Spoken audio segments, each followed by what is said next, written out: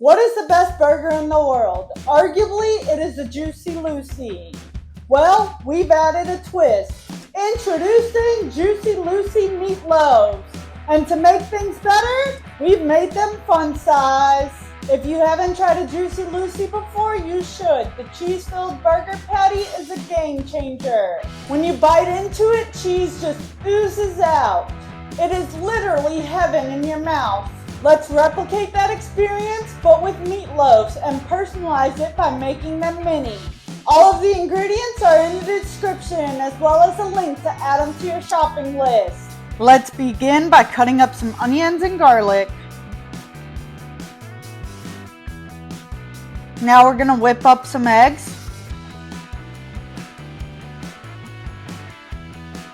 Now that things are prepped, we're gonna move on to the meatloaf by getting out the ground beef. Now it's time for an ingredient dump fest. Start with the garlic and onions, all of your spices,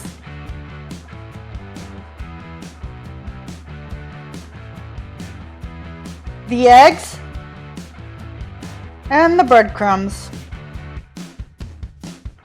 Now time to get down and dirty and mix things up. Okay, so I'm using this cool little silicone bread pan to make the loaves, and I'll definitely make sure to link it in the description. And you're just gonna create a nice little hole in the middle of the loaf, stuff in your cheese, and cover it up. Now throw it into a 400-degree oven for 20 minutes. While the meatloaf is in the oven, let's start on the sauce. So it's nothing too fancy, it's just steak sauce, ketchup, and sugar, and you can make it brown sugar if you'd like. Whip it all together, and when the meatloaf is done cooking, you're gonna add it on. Now hold your horses, don't run away yet. You need to throw them back in for another 5 minutes.